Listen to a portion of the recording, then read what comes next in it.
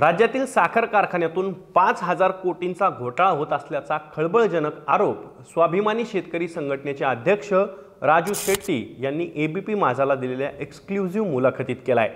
त्यामुळे पुन्हा एकदा राज्यातील साखर कारखानदारी चर्चेच्या मध्यवर्ती आली आहे। पण या सगळ्यात राज्य सरकार काय करतंय असा प्रश्न कुणालाही पडू शकतो, पण राज्य सरकारला मात्र तसा प्रश्न अजूनही पडलेला नाही आहे। या स्टिंग ऑपरेशनमध्ये राजू शेट्टी यांनी केलेल्या स्टिंग ऑपरेशनमध्ये नेमकं काय घडलं यावरच आज मी बोलणार आहे। नमस्कार, मी धनंजय सानप। ॲग्रोवनच्या बळीराजा जागा हो या खास सिरीजमध्ये तुमचं स्वागत। राज्यातील साखर कारखानदार साखरेची रिकव्हरी कमी दाखवतात आणि जीएसटी न भरता अतिरिक्त साखर देशातील स्थानिक आणि पाकिस्तानच्या बाजारपेठेत विकतात, त्याची कसलीही नोंद ठेवली जात नाही असा धक्कादायक आरोप शेट्टी यांनी केलाय। गुरुवारी ते एबीपी माझाच्या एक्सक्लुझिव्ह मुलाखतीत बोलत होते।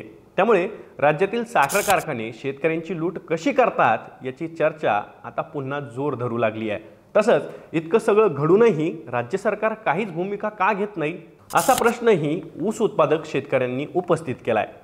या स्टिंग ऑपरेशनची सुरुवात कशी झाली तर 6 महिन्यांपूर्वी कोल्हापूर जिल्ह्यातील भोगावती सहकारी साखर कारखान्याचं स्टिंग ऑपरेशन शेट्टी यांनी केलं होतं। त्याचं व्हिडिओ फुटेज समोर आलंय।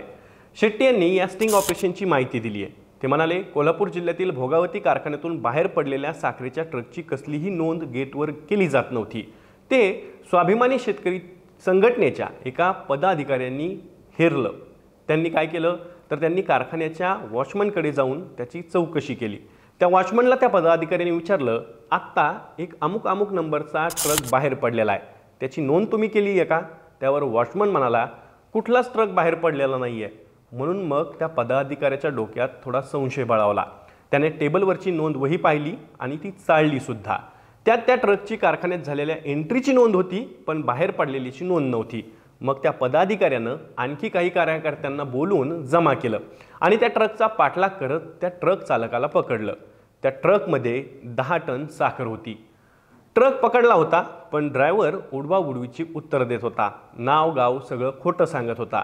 त्या ट्रकमध्ये पकडलेली साखर कोणती असा तुम्हाला प्रश्न पडला असेल तर राजू शेट्टी याबद्दल म्हणतात, ती साखर म्हणजे रिकव्हरी कमी दाखवून किंवा काटा मारून साखरेचं जे उत्पादन होतं ते अशा प्रकारे कुठलीही नोंद न ठेवता विकलं जातं असंही शेट्टी म्हणालेत।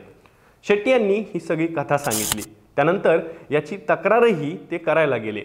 शेट्टी म्हणाले, मी स्वतः या घोटाळ्या प्रकरणी जिल्हा पोलीस प्रमुखांकडे तक्रार करून कारखान्यावर गुन्हा दाखल करण्याची मागणी केली होती, पण त्यांनी ऑडिटरने ही तक्रार करावी अशी मागणी केली।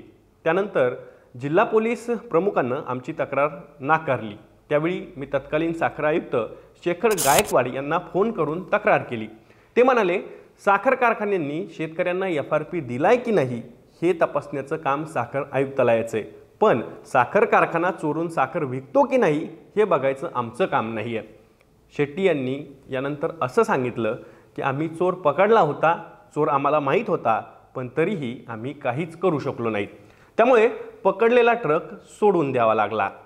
या स्टिंग ऑपरेशनची खळबळजनक माहिती आता समोर आली आहे। शेट्टी यांच्या गंभीर आरोपामुळे साखर कारखान्यांच्या कारभारावर प्रश्नचिन्ह उपस्थित होऊ लागलेत।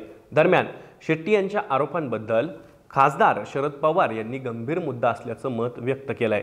पवार म्हणाले, राजू शेट्टी यांनी ज्या गोष्टी मांडल्या आहेत त्या जर सत्य असतील तर गंभीर आहे, त्याची चौकशी झाली पाहिजे।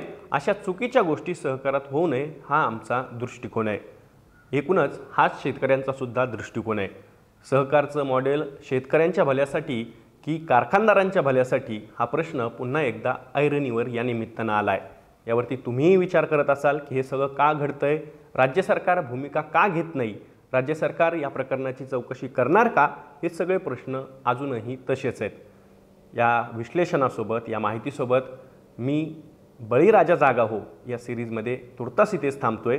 मी दररोज संध्याकाळी 6 वाजता शेतीच्या राजकारणावरती, शेतीच्या राजकीय घडामोडींवरती तुमच्याशी बोलायला येत असतो। इथं आपले प्रश्न असतात, आपल्या हक्कांचे प्रश्न असतात, आपल्या मागण्या असतात, त्यालाच मी वाचा फोडण्याचं काम करतो। दररोज संध्याकाळी 6 वाजता भेटू। तोवर काळजी घ्या।